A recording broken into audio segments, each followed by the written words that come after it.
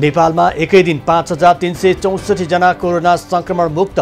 यो सँगै मुक्त हुनेको संख्या 1,91,002 पुग्यो। पछिल्लो 24 घण्टामा नेपालमा थप 1945 जनामा कोरोना संक्रमण पुष्टि। काठमाडौँमा 862, ललितपुरमा 174 र भक्तपुरमा 71 जनामा संक्रमण। संक्रमित मध्ये 403 जना आइसियु र 63 जना भेन्टिलेटरमा उपचार गराउँदै। पछिल्लो 24 घण्टामा नेपालमा थप 22 जनाको कोरोना संक्रमणबाट मृत्यु। ज्यान गुमाउनेको संख्या 1298 पुग्यो। सरकारले प्रत्येक स्थानीय तहमा निर्माण गर्ने भनेको 5 देखि 15 शय्याको अस्पताल निर्माणका लागि आवश्यक पर्ने सरकारी जग्गा भाडामा दिने निर्णय।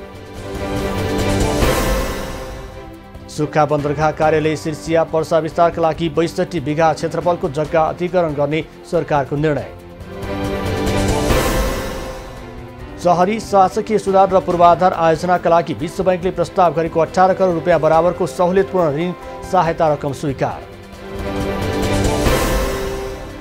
नेपालमा अत्यावश्यक सेवा सञ्चालनमा हडताल गरी सरकारले कारबाही गर्ने। अत्यावश्यक सेवा सञ्चालनमा हडताल गर्न नपाइने व्यवस्थाको सूचना नेपाल राजपत्रमा प्रकाशन गर्ने निर्णय। तलब सुविधा उपलब्ध नगराएको भन्दै देशका विभिन्न अस्पतालका स्वास्थ्य कर्मीले आन्दोलन सुरु गरेपछि सरकारको यस्तो निर्णय।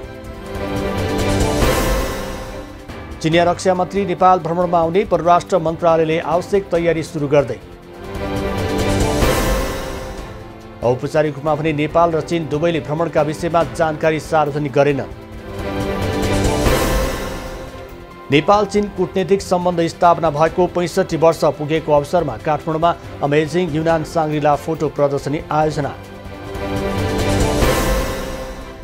नेपाल चाइना मिडिया फोरमको आयोजनामा नयाँ बानेश्वरमा रहेको होटल एभरेस्टमा शुक्रबारदेखि फोटो प्रदर्शनी सुरु।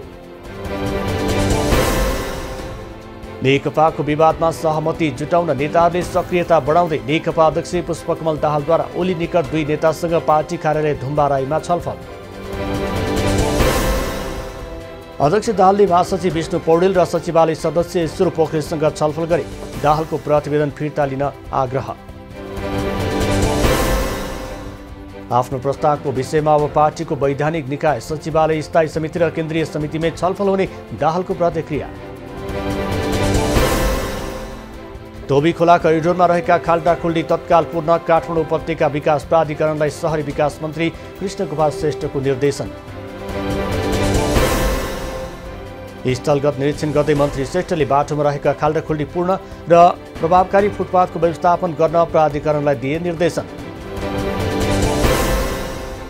1 हप्ताभित्रमा खाल्डाखुल्डी पूर्णे र आगामी वर्षमा धोबी खोला करिडोरको सम्पूर्ण काम सक्ने काठमाडौँ उपत्यका विकास प्राधिकरणका प्रमुख भाइकाजी तिवारीको भनाई। नेपाल उद्योग वाणिज्य महासङ्घको 54औं साधारण सभा मार्फत चयन हुने नयाँ कार्य समितिका लागि 127 जनाको उम्मेदवारी। महासङ्घको निर्वाचनमा समितिले शुक्रबार उम्मेदवारहरूको अन्तिम नामावली जारी गर्यो। कुल 64 पदका लागि 127 जनाको उम्मेदवारी। आफ्नो अनुभवलाई देशको समग्र व्यावसायिक क्षेत्रको हित, विकास र विस्तारका लागि प्रयोग गर्ने उम्मेदवारी दर्ता गरेका उम्मेदवारहरूको भनाई। नेपाल सरकार र तात्कालीन द्वन्द्वरत पक्ष नेकपा माओवादी बीच विस्तृत शान्ति सम्झौता भएको आज 14 वर्ष पुरा। तात्कालीन राज्य पक्ष र माओवादीबाट भएको मानव अधिकार उल्लङ्घनको छानबिन गरी सत्य पत्ता लगाउने र दोषीलाई कारबाही गर्ने काममा प्रगति हुन सकेन। राष्ट्रिय मानव अधिकार आयोगद्वारा बाल अधिकारको सम्मान र संरक्षणमा जोड दिन आह्वान। आयोगको अध्ययनले बालबालिकाहरू सामाजिक बहिष्करण, डर, त्रास लगायतका कारण बलात्कार तथा यौन हिंसाबाट पीडित भएको देखियो। गृह मन्त्रालयद्वारा नेपाल प्रहरीका प्रहरी वरिष्ठ उपरीक्षक एसएसपीको सरुवा मङ्सिर 7 गतेबाट लागू हुने गरी जनपद प्रहरी समूहतर्फका 33 प्रहरी वरिष्ठ उपरीक्षकको सरुवा। महानगरी प्रहरी प्रमुखमा अशोक सिंह आए। महानगरी प्रहरी परिसर ललितपुरमा किरण वज्राचार्यको सरुवा। विभिन्न 18 बुँदे माग राख्दै नुवाकोटको सिस्टोलवासी आन्दोलन। 18 बुँदे माग मङ्सिर 20 गतेसम्म पूरा नभए फोहोर फाल्न नदिने। जग्गा अधिग्रहण राजनीतिक दलका सीमित व्यक्तिको आधारमा प्रभावित क्षेत्रभित्र हुनुको औचित्य पुष्टि गर्नुपर्ने र राष्ट्रको आधारमा प्रभावित क्षेत्र घोषणा हुनुपर्ने स्थानीयको माग। बन्चरी डाँडामा ल्यान्डफिल साइडमा फोहोर फाल्न तयारी अवस्थामा रहे पनि आफ्ना मागहरू पूरा नभएसम्म फाल्न नदिने स्थानीयको भनाइ। श्रद्धा र भक्तिपूर्वक मनाइने छठ पर्वको मुख्य दिन आज अस्ताउँदो सूर्यको पूजा आराधना गरी अर्घ्य दिइयो। कार्तिक शुक्ल षष्ठीका दिन रातभर जागा बसी सप्तमीका दिन बिहान उदाउँदो सूर्यलाई पूजा आराधना गरी विधिपूर्वक अर्घ्य दिएपछि छठ पर्व समापन हुने। छठ पूजाका अवसरमा भिडभाड हुने राजधानी काठमाडौँका गुहेश्वरी, गहना पोखरी, कमल पोखरी लगायत स्थान कोरोनाका कारण सुनसान।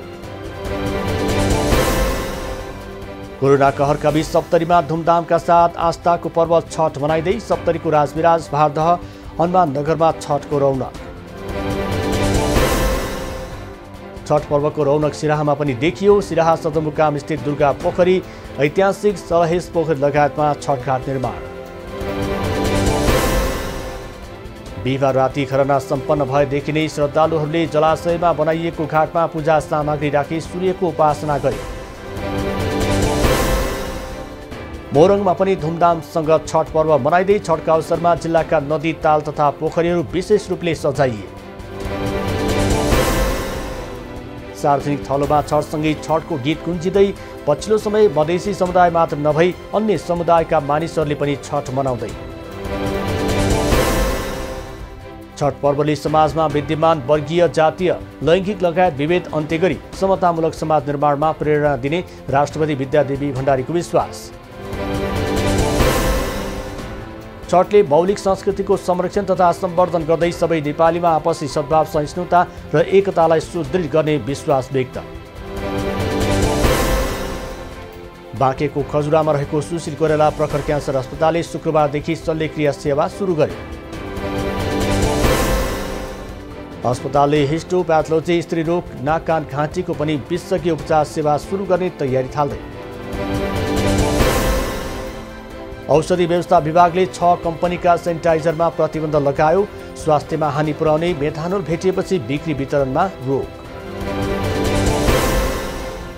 सीता हर्बल सुनसरीले उत्पादन गरेको 50 मिलिलिटरमा 80% र 500 मिलिलिटरको सेनिटाइजरमा 88% मेथानोल भेटियो।